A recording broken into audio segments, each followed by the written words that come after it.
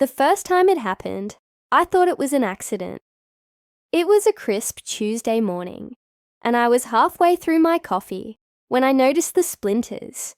My mailbox, a hand-carved cedar post with a brushed steel box, was shattered on the ground. Like a broken jaw, wood fragments scattered across the curb like shrapnel.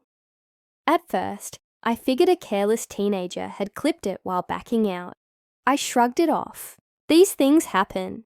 By Wednesday, I'd built a new one. Stronger this time. Same design, same location, but reinforced with a steel bracket at the base. I even re-oiled the wood. It looked sharp, dignified. A mailbox that said, "Welcome to the neighborhood. Respectfully." On Thursday morning, it was gone again. This time, not just broken, obliterated. The post had been ripped clean from the concrete, tossed 10 feet into my yard like a discarded spear. Deep gouge marks cut across my lawn where someone had turned sharply off the street. That's when I realized I wasn't dealing with clumsy teens. This was deliberate.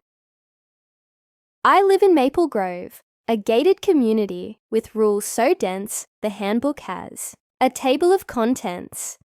It's one of those places that promises serenity through control, order through oversight.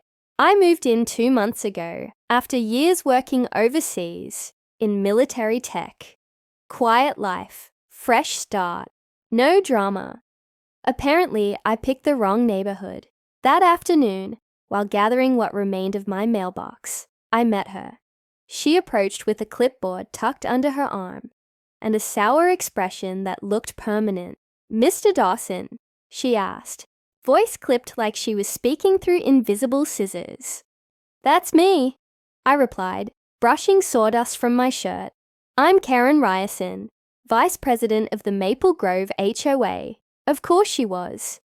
She didn't acknowledge the wreckage at her feet, didn't ask if I was okay. Instead, she gestured to her clipboard and said, "Your mailbox design violates Section 12B of the Architectural Harmony Guidelines. No custom materials, non-regulation mounts, or visible adornments are permitted." She said it like she was issuing a citation, not starting a conversation. "It was just a basic cedar post," I replied, trying to keep my tone even. "I copied the design from 2 houses down," she sniffed. "Those are legacy builds, grandfathered in. You're not." I gestured toward the wreckage. "You know what happened to it?" "No idea," she said, eyes flat. "But if you had followed protocol, maybe it wouldn't have attracted attention." At that moment, I knew. The smirk playing on her lips wasn't accidental. The tilt of her head, the measured way she spoke. She wasn't hiding anything. She wanted me to know. "You're suggesting someone vandalized it because it didn't match the neighborhood?" I asked. She shrugged. "I'm suggesting you read the guidelines before installing something." Unapproved. Then she pivoted on her heel and walked away, her yappy little poodle barking from inside her designer tote. The sound followed her like a personal alarm. Later, that night, I filed a report with the sheriff's office. No witnesses, no cameras. HOA rules forbade visible surveillance equipment. For community privacy, the handbook claimed. How convenient. I spoke to a few neighbors, but most were cagey. Some nodded sympathetically, but said little. One muttered, "Karen doesn't like newcomers changing things," before quickly retreating indoors. I rebuilt the mailbox again. I followed every rule to the letter. Exact dimensions, approved materials, HOA verified colors. The post was plain, sterile, indistinguishable from the others. A surrender for now. But the next morning, it was gone again. 3 times in 1 week, the damage was surgical, cleanly executed. No paint scrapes, no debris left behind, just an empty socket in the earth and the quiet sting of targeted hostility. She was sending a message. I stared at the void where my mailbox used to be and felt something shift. Not anger, not yet. Something colder, more deliberate. Karen Ryerson had picked the wrong target. I wasn't just some passive homeowner looking to fit in. I used to build pressure-sensitive trigger systems in Kandahar. I've programmed drones to detect movement from 100 yards out. My job was protecting convoys from threats hidden in plain sight, and now I had a threat right at my curb. So I went inside, opened my laptop, and began to sketch a new design, one that looked like any other mailbox on the outside, but inside, it would be something else entirely. Revenge, I've learned, isn't about rage. It's about precision. That night, under the soft hum of my garage lights, I got to work. My new mailbox began with a steel frame, welded together from leftover scaffolding. I wrapped it in pressure-treated wood to keep up appearances. The finish was HOA approved, right down to the regulation grey paint. On the outside, it looked identical to every other mailbox on the street, but inside, it was a sleeping sentry. Hidden within the post was a vibration sensor tuned to detect sudden impacts, like the force of a boot, a bat, or a bumper. The sensor, connected to a small Raspberry Pi tucked inside a weatherproof compartment. When triggered, it would activate a compressed air canister that powered a spring-loaded flap, ejecting a burst of biodegradable dye directly upward, just enough to mark someone. Non-toxic, harmless, but hard to explain. I called it the polite porcupine. For 2 days, the new mailbox stood unmolested. The morning air was still. The birds chirped like nothing was wrong. Karen walked her poodle past my house twice, casting occasional glances at the curb. She looked annoyed, curious. I pretended not to notice. Then came night 3. It was just past midnight when the sensor pinged my phone. I'd wired the mailbox to send silent alerts when it detected tampering. I grabbed my jacket, stepped outside, and stayed in the shadows. I didn't have to wait long. There she was, Karen Ryerson, queen of the HOA, dressed in all black like a cartoon villain, holding what looked like a collapsible baton. Her poodle was nowhere in sight. She looked around, once, twice, then stepped off the sidewalk and raised the baton over her head. That's when the mailbox struck back. Whump! A clean hissing burst of orange dye shot straight up and splattered her from chin to hairline. She staggered back with a shriek, dropping the baton and flailing like she'd walked into a spider web. I stayed silent, watching from behind the hedge. She didn't see me, but I saw everything. She stood there, gasping and furious, arms out like a scarecrow. Her designer jacket now looked like it had lost a war with a paintball gun. After a few more seconds of confused cursing, she fled into the night, disappearing around the corner toward her house. I could have followed, confronted her, but that wasn't the point. I had what I needed. By noon the next day, a half-dozen neighbors had already heard. Word travels fast when the HOA vice president is spotted covered in orange dye at 2 in the mornings. She claimed she'd been attacked by vandals, but the sheriff's deputy, whom I'd conveniently briefed that morning, wasn't buying it. Funny, he'd said, rubbing his chin. No sign of anyone else in the area. No property damage either, other than her jacket. I shrugged. Weird things happen sometimes. Karen stayed inside for 2 days after that. No clipboard, no poodle parades, just silence, peace. Then the HOA notice arrived, folded into a pale blue envelope and taped to my front door. Dear Mr. Dawson, it has come to our attention that your current mailbox emits substances that may be considered disruptive to community. Harmony.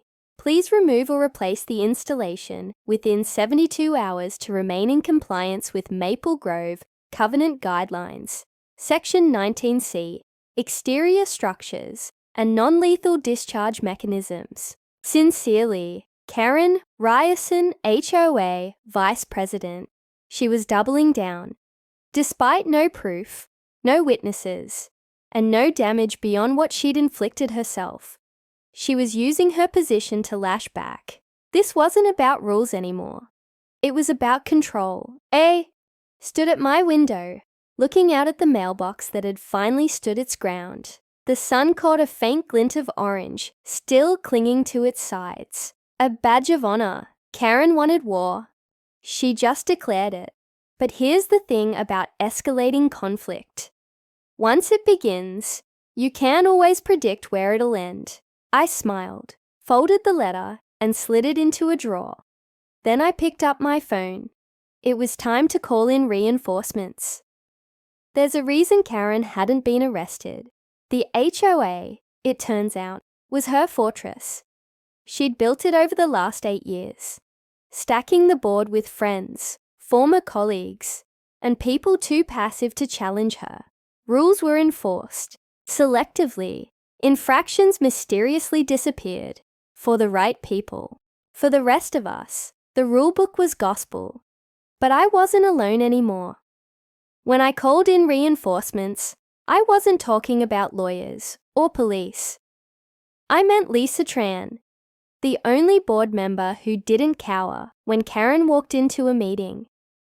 Lisa was a civil engineer by trade, a stickler for fairness, and, thankfully, a fan of tech. She lived 3 houses down and had quietly cheered my smart mailbox when I showed her the prototype weeks ago.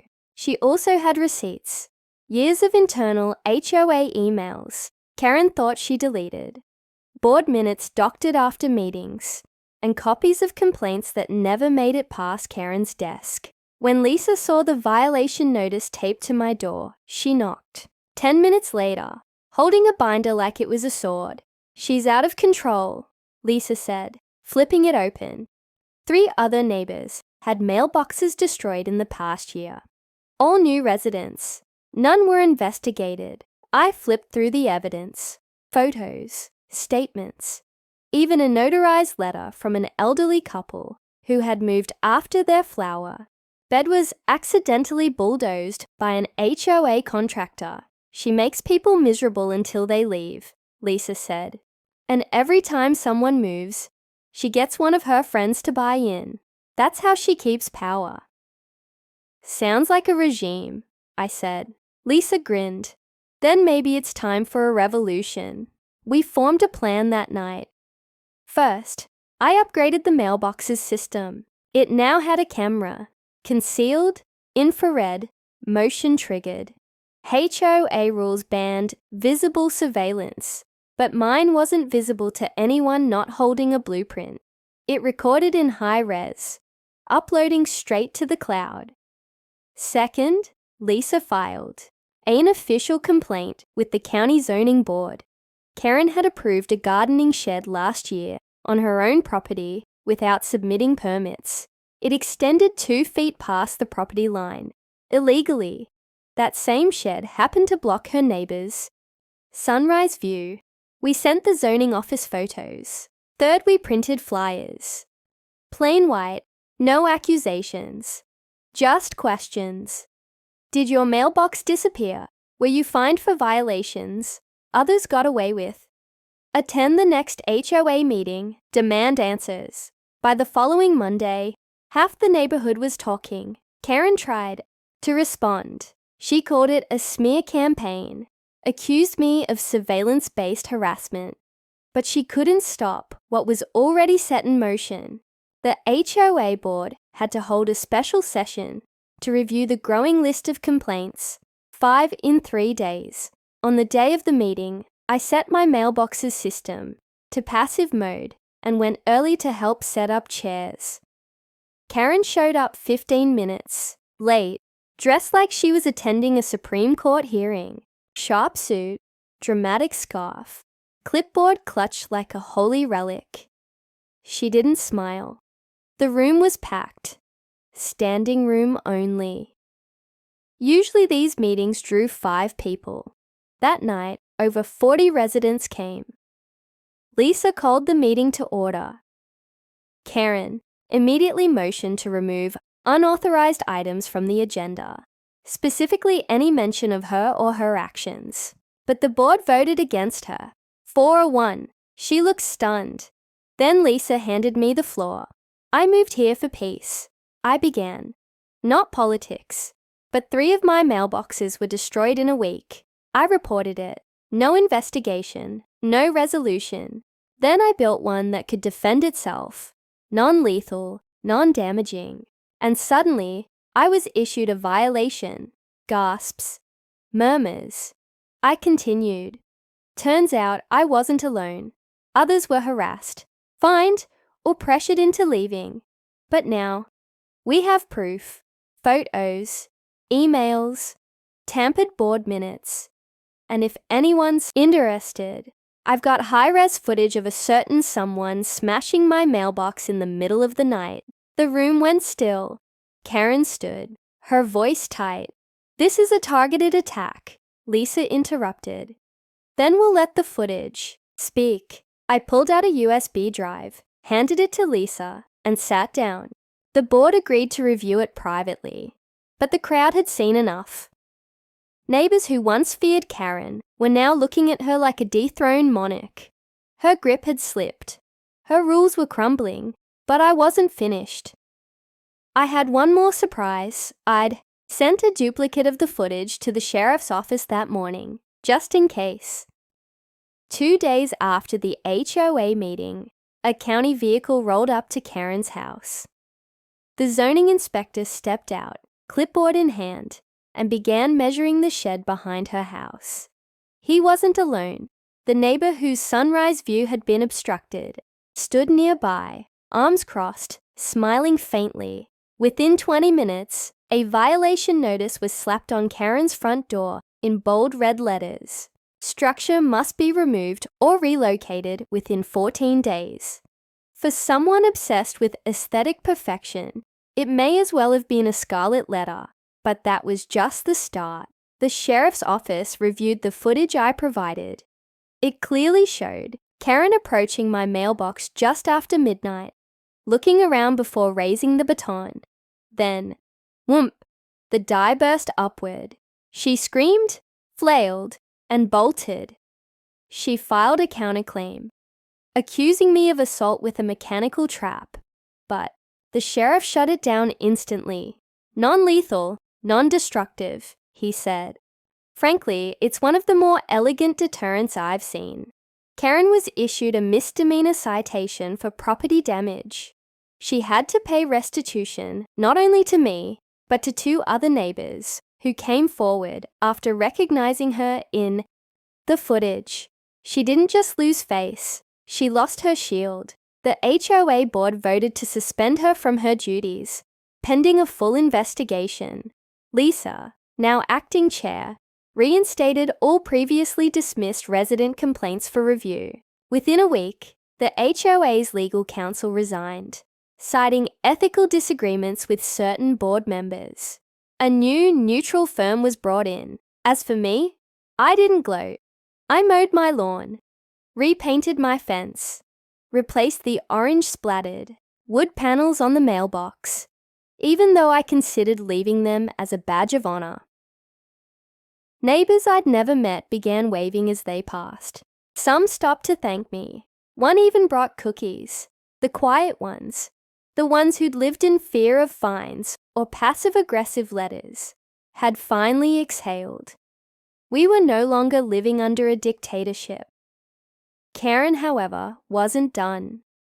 She filed one last desperate motion, a petition to expel me from the HOA for willfully disturbing community peace. She cited bylaws about aggression, disorderly behavior, and endangering fellow residents. It would have worked 6 months ago. But this time, the board held an open hearing. Residents were allowed to speak, one by one. People stood up, veterans, parents, retirees, a young couple with a baby monitor that had been mysteriously removed from their porch during Karen's tenure. By the time Lisa turned to me and asked if I wanted to speak, I simply said, "Let the neighborhood decide." They did. The board unanimously rejected Karen's petition, and then Lisa made it official.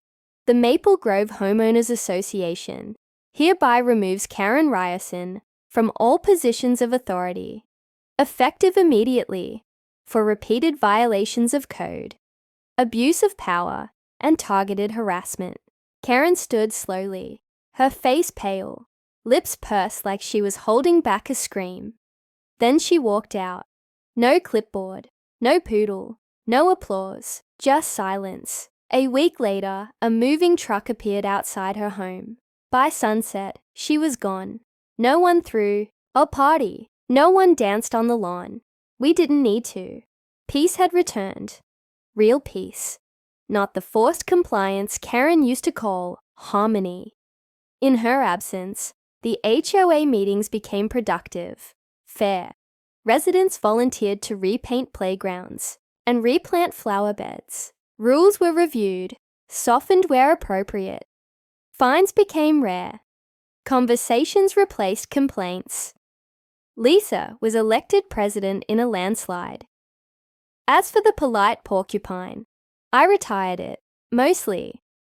I kept it stored in the garage, along with the footage, the complaint letters, and a laminated copy of Karen's final violation notice, just in case. After all, peace is worth protecting. One evening, Lisa and I stood at the edge of my driveway, watching the sun dip below the hills. No, she said. We owe you. I shook my head. No, you just needed a nudge. Karen made everyone think they were powerless. Lisa grinned. And you gave them a reason to believe otherwise. We stood in silence a while longer, neighbors chatting in the distance, the wind rustling through the oaks. For the first time since I'd moved in, I realized something. This wasn't just a house anymore. It was home.